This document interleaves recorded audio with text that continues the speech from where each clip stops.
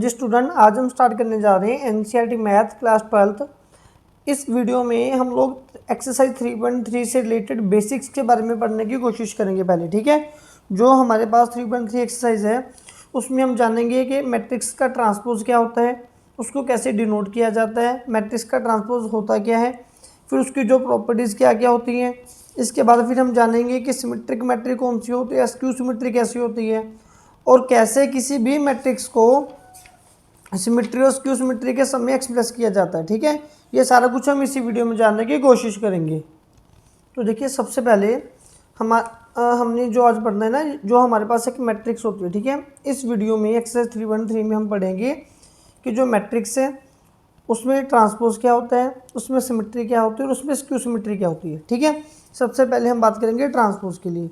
देखिए, transpose of matrix से इसको लिखने का हमारे पास वे क्या होता है। जब भी मैं बोलूँगा कि आप किसी भी ए मैट्रिक्स का या किसी भी मैट्रिक्स का ट्रांसपोज लीजिए, तो उसको आप लिखोगे ए के ऊपर या तो ऐसे टी डाल दोगे, ए ऑफ टी, या फिर आप ए के ऊपर ऐसे डैश डाल दोगे, ए डैश, ठीक है।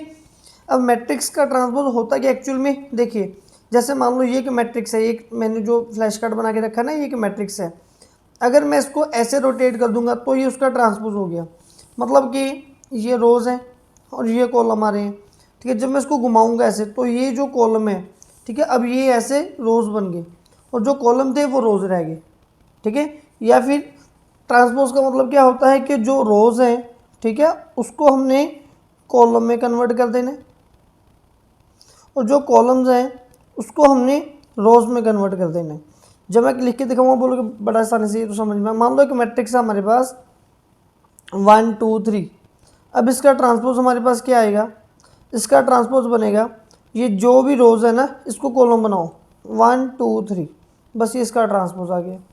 अगर मेरे पास एक मैट्रिक होगी बी जिसमें एलिमेंट है 1 2 3 3 -1 -1, तो बी का ट्रांसपोज हमारे पास क्या आएगा, ये रो है ना, इसको कॉलम बनाएंगे, ये बनेगा 1 2 3, फिर ये बनेगा 3 -1 -1, ठीक है। अगर मैं बोलूँगा कि मेरे पास एक मैट्रिक्स है एक्स जिसमें एलिमेंट्स आ रहे हैं 1 1 2 3 1 4, अब इसका ट्रांसपोज हम क्या लेंगे, इसका ट्रांसपोज आएगा, लिखने का वे पहले एक्स के ऊपर डैश डाल दिया, फिर ये जो रो है ना इसको, हाँ जी चलो, ये जो कॉलम है कॉलम को रो बना देंगे 1 1 2, फिर अगले कॉलम को अगली रो बना देंगे 3 1 4, ये आंसर आ गया, ठीक है। तो ये सिंपल, बस हम इस तरीके से ट्रांसपोज निकालेंगे, काफ़ी आसान है। अब फिर ट्रांसपोज की कुछ हमारे पास प्रॉपर्टीज रहती हैं। वो प्रॉपर्टीज क्या होती हैं कि अगर हम किसी मैट्रिक्स का 2 बार ट्रांसपोज लेंगे, मैट्रिक का ट्रांसपोज फिर उसका फिर से ट्रांसपोज, तो हमारे पास वापस इनिशियल मैट्रिक्स आ जाएगी, ठीक है। जैसे कि अगर मैं आपको यहीं पे करके दिखा दूं, हमारे पास यहाँ पे ये एक्स मैट्रिक्स है, ठीक है, इसका ट्रांसपोज ये रहा। अब जब मैं वापस एक्स का फिर से ट्रांसपोज लेने की कोशिश करूँगा, मतलब कि इसको फिर से ट्रांसपोज करूँगा, तो ये क्या बनेगी, मेरे पास ये वाली जो रो है ये कॉलम बन जाएगी, और ये वाली रो यहाँ पे फिर से कॉलम बन जाएगी। तो फिर से देखिए, ये जो 2 बार ट्रांसपोज आया ये एक्स के इक्वली तो है ना, 1 1 2 3 1 4। तो यहाँ से पता चल गया कि 2 बार ट्रांसपोज लेंगे तो हमारे पास सेम ही मैट्रिक्स आ जाती है, रिपीट हो जाती है। फिर सेकंड प्रॉपर्टी में हमें बोला जा रहा है कि अगर किसी मैट्रिक्स को पहले के किसी स्केलर से मल्टीप्लाई करेंगे ट्रांसपोज लेंगे, या फिर के कॉमन निकाल देंगे ट्रांसपोज, तो भी आंसर सेम ही रहता है। चलिए ये भी ट्राई करके देख लेते हैं।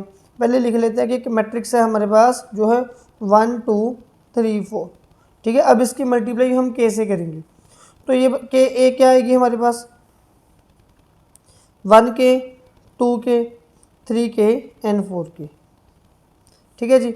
अब इसके बाद हमने यहाँ पे क्या करना है, के ए का ट्रांसपोज करना है। पहले के ए का ट्रांसपोज करते हैं, मतलब कि इसका, तो ये बनेगा ये वाली रो कॉलम बन जाएगी के 2 के, फिर नेक्स्ट रो नेक्स्ट कॉलम बन जाएगी 3 के 4 की। हाँ जी चलो, ये तो बन गया। अब इस साइड पे मैं आता हूँ, पहले मैं ए का ट्रांसपोज करता हूँ, ठीक है। तो ए का ट्रांसपोज क्या बनेगा 1 3 2 4, फिर यहाँ पे आएगा के ए ट्रांसपोज। अब मैं इनकी मल्टीप्लाई कैसे करूँ, बन गया 1 के 3 के 2 के 4 के, ठीक है जी। अब देखिए दोनों सेम आ गई ना, जब हमने पहले के से मल्टीप्लाई की फिर ट्रांसपोज किया, या फिर ट्रांसपोज करके फिर के से मल्टीप्लाई की, तो दोनों आंसर ये सेम सेम ही रहेंगे। तो यहाँ से हमारी सेकंड प्रॉपर्टी भी सेटिस्फाइड हो रही है। फिर आगे थर्ड प्रॉपर्टी क्या है कि अगर हम दो मैट्रिक्स का पहले सम लेंगे और ट्रांसपोज लेंगे तो जो आंसर आएगा, तो पहली मैट्रिक का ट्रांसपोज, फिर दूसरी मैट्रिक का ट्रांसपोज और दोनों का प्लस, ये इक्वली रहता है ना। वैसे ना इसको प्रूफ करने की कोई ज़रूरत तो है नहीं, क्योंकि ये आपको एक्सरसाइज में क्वेश्चन मिलेगा ऐसा, ये रहा ए बी मैट्रिक्स है, दोनों को पहले प्लस करना है फिर ट्रांसपोज लेना है, फिर पहले ट्रांसपोज लेना है फिर प्लस करना है, आंसर सेम ही आएगा। थर्ड प्रॉपर्टी यहाँ से सेटिस्फाइड हो जाएगी, फोर्थ यहाँ से हो जाएगी, ठीक है। इसके बाद फिर आगे हमारे पास है फिफ्थ प्रॉपर्टी कि अगर हमने दो मैट्रिक्स की मल्टीप्लाई करनी है, पहले ए इंटू बी कर दिया, ठीक है, फिर उसका ट्रांसपोज कर दिया, तो जो वो आंसर आएगा वो किसके इक्वल आएगा, वो B transpose into A transpose के इक्वल आएगा। ये सारा कुछ हमें एनसीईआरटी में मिल जाएगा जब हम प्रैक्टिस करेंगे, ठीक है। तो इसलिए मैं यहाँ पे इसको प्रूव नहीं करवा के दिखा रहा हूँ। फिर इसके बाद हमारे पास नेक्स्ट कॉन्सेप्ट जो आता है that is symmetric and skew symmetric matric का। देखिए सिमेट्रिक स्क्यू सिमेट्रिक मैट्रिक कौन सी होती है, कभी कभार जब हम किसी मैट्रिक का ट्रांसपोज करते हैं ना, वो ट्रांसपोज करने के बाद मैट्रिक्स हमारे पास सेम ही आ जाती है, ठीक है। जैसे कि मैं अगर आपको बोलूँगा कि मेरे पास एक ए मैट्रिक्स है 1 0 0 1, ठीक है। अब जब मैं इसका ट्रांसपोज लेने की कोशिश करूँगा तो ये वाली रो ये कॉलम बनेगी, फिर आगे वाली रो आगे वाला कॉलम बनेगी, तो ये बिल्कुल डिट्टो सेम मैट्रिक्स आ गई। तो जब हम कभी कभार किसी मैट्रिक का ट्रांसपोज लेके वही मैट्रिक हमें वापस मिलेगी, उस मैट्रिक को हम लोग बोलते हैं सिमेट्रिक मैट्रिक, ठीक है। उसको हम क्या बोलेंगे, सिमेट्रिक मैट्रिक। तो ऐसे ही जब किसी मैट्रिक का ट्रांसपोज लेने के बाद वहाँ से माइनस कॉमन आ जाए तो उसको बोला जाएगा स्क्यू सिमेट्रिक मैट्रिक। देखिए हमारे पास ना तीन चीज़ें होती हैं, जब भी हम किसी मैट्रिक का ट्रांसपोज लेंगे ना तो आपके पास 3 टाइप के केसेस आएंगे, ठीक है। या तो ये ट्रांसपोज लेने के बाद जो इनिशियल मैट्रिक्स है आपके पास वही आ जाएगी, या जो इनिशियल मैट्रिक्स थी उसमें से माइनस कॉमन आ जाएगा, ठीक है, या ऐसा कुछ भी नहीं होगा। क्लियर है। अगर तो सेम मैट्रिक्स कॉमन आ गई तो उसको हम बोलेंगे सिमेट्रिक मैट्रिक। अगर उसमें से माइनस कॉमन आ गया हर नंबर में से तो हम बोलेंगे स्क्यू सिमेट्रिक मैट्रिक। अगर कुछ भी नहीं हुआ तो वो कुछ भी नहीं है। अब सिमेट्रिक मैट्रिक एग्जांपल तो मैंने आपको यहाँ पे लिख के दिखा दी कि जब ट्रांसपोज लिया वापस वही मैट्रिक आ गई, इसको बोला जाता है सिमेट्रिक। अगर अब -1 वाली कोई अगर मैं आपको एग्जांपल लिख के दिखाऊँ, मान लो यहाँ पे एक मैट्रिक्स है मेरे पास ए, ठीक है, जिसमें एलिमेंट है 0 0 0, यहाँ पे 1 है -1 है, फिर यहाँ पे हमारे पास 2 है, यहाँ पे -2 है, यहाँ पे 3 -3 कर दो, यहाँ पे 3 कर दो। अब जब मैं इस मैट्रिक का ट्रांसपोज लूँगा, है ना, तो देखते हैं क्या बन रहा है। ये बनेगा 0, पहले ये वाला कॉलम फर्स्ट रो बना दो -1 -2, फिर आगे वाला कॉलम आगे वाली रो बना दो 1 0 3, फिर इसको 2 -3 0। अब आप ना ध्यान से नोटिस करो, सारे एलिमेंट के साइन चेंज हो गए, जितने भी एलिमेंट्स यहाँ पे हैं, ठीक है, सबके सब साइन चेंज हो गए।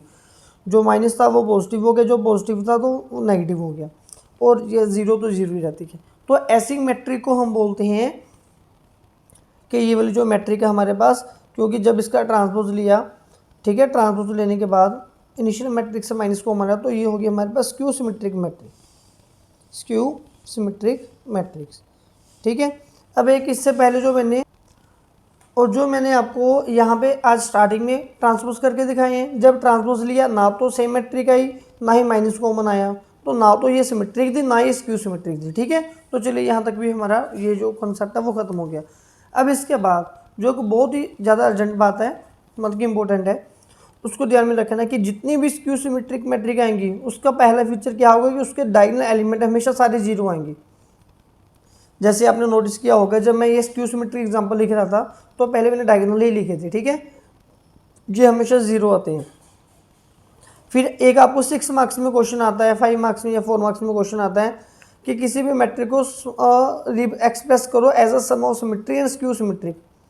तो उसको लिखने का ये जो फॉर्मूला हमारे पास कैसे रहेगा, पहले अपने ए मैट्रिक जो गिवन होती है उसका ट्रांसपोज करना है, दोनों को प्लस करना है, दोनों को माइनस करना है, दोनों को 2 2 से डिवाइड कर देना है। वो जब क्वेश्चन है तब हम करते जाएंगे, ठीक है।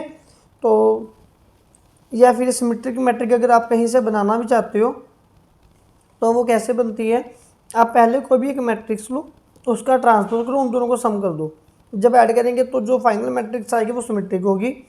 ऐसे ही जब उन दोनों का माइनस करोगे तो जो मैट्रिक्स आएगी वो स्क्यू सिमेट्रिक होगी आपके पास। ठीक है, तो चलिए अब इसके बाद हम आगे हमारी जो एक्सरसाइज है वो स्टार्ट करते हैं।